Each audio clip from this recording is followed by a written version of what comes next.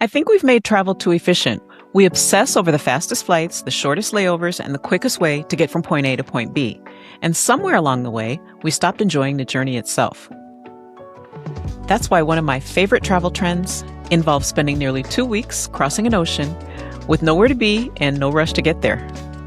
Today, we're talking about repositioning cruises and why I think they're one of the most underrated travel experiences available. What if your transportation wasn't something you endured? What if it was actually the best part of the trip? Most travelers spend thousands of dollars trying to maximize every minute of their vacation. More cities, more attractions, more activities, more rushing. But some of the most experienced travelers I know are doing the exact opposite. They're booking cruises with fewer ports, more sea days, and journeys that can last 2 weeks or more, and they're loving every minute of it.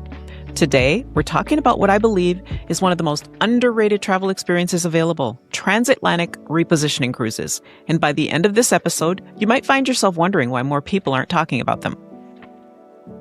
Before we dive in, if you've been thinking about taking a cruise, whether it's a Caribbean getaway, an Alaska adventure, a Mediterranean sailing, or even a transatlantic crossing, I'd love to help you find the right fit.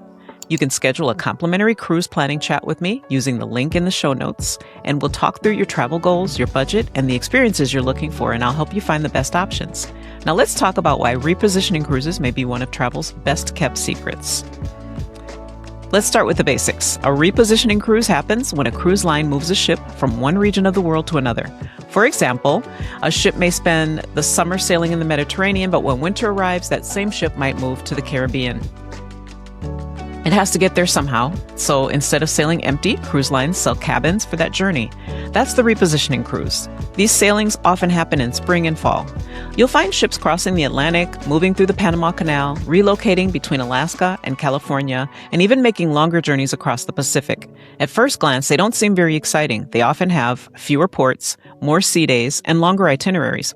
But that's exactly why I think they're so special.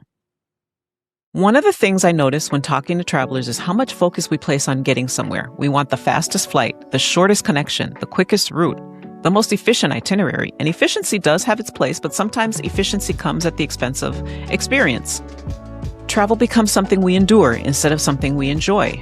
A repositioning cruise flips that idea upside down. The journey is the destination. There are days when your biggest decision might be whether you want coffee on the deck or in the lounge, whether you're going to read another chapter of your book, or attend a cooking demonstration, or listen to a guest lecturer. You could watch the ocean or simply do absolutely nothing. And honestly, most of us could use more opportunities to do absolutely nothing. One thing I've noticed is that repositioning cruises tend to attract a different type of traveler. These aren't necessarily people chasing the biggest attraction. They're often travelers who have already done a lot. They've visited the major cities. They've checked off famous landmarks. And now they're looking for something different, something slower, something deeper, something more relaxing. The atmosphere on board often reflects that. People tend to settle into a rhythm and conversations become longer, friendships develop naturally, and you start seeing familiar faces around the ship. The experience feels less rushed and more connected. In many ways, it reminds me of the lessons I've talked about before when discussing slow travel. Sometimes the best moments happen when you're not rushing to the next thing. Before we continue, if you're enjoying this episode, I really appreciate it if you'd subscribe to Cheryl's Travel Blueprint on YouTube or wherever you're listening.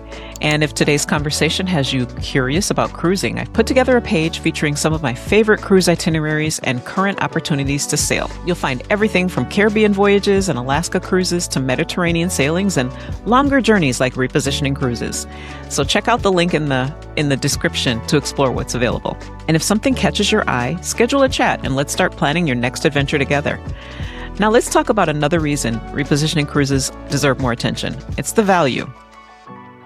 Many repositioning cruises offer surprisingly attractive pricing.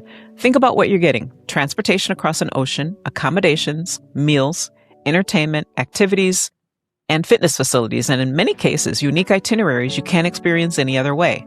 Now, of course, you'll need to factor in airfare because most repositioning cruises are one way. But even with that added expense, many travelers find that they're getting tremendous value for the overall experience, especially compared to spending the same amount of money on a traditional vacation that feels rushed from start to finish.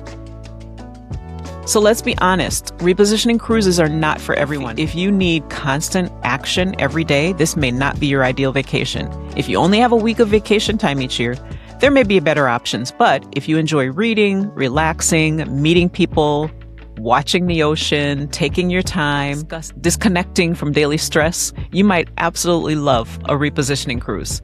They're especially popular with retirees, remote workers, seasoned cruisers, and travelers who appreciate the journey as much as the destination. I often talk about intentional travel with purpose, travel that aligns with what you actually need. And sometimes what we need isn't another packed itinerary. Sometimes we need space to think, to rest, to reconnect with ourselves, space to have conversations that don't happen in our everyday routines. And that's what I find so appealing about repositioning cruises. They're not trying to cram as many experiences as possible into every hour. They're giving you permission to slow down. And in today's world, that's becoming increasingly rare. The truth is, I think repositioning cruises are underrated because they challenge our assumptions about travel. We've been taught that more is better, more cities, more attractions, more activities, more experiences. But some of the most meaningful travel moments come when we slow down enough to notice what's around us. A sunrise over the ocean, a conversation with someone you've just met, a book you've been meaning to read for years, a chance to simply be present. And that's why I believe repositioning cruises deserve a lot more attention than they get. If a repositioning cruise is something you've been curious about, I'd love to help you explore your options. You can schedule a complimentary travel consultation through the link in the show notes. And if you've ever taken a repositioning cruise, I'd love to hear about your experience. Leave a comment or send me a message and tell me where you sailed and what surprised you the most. If you've enjoyed today's episode, please subscribe, leave a review, and share it with someone who loves travel. And until next time, remember, travel isn't always about getting somewhere faster. Sometimes it's about just enjoying the journey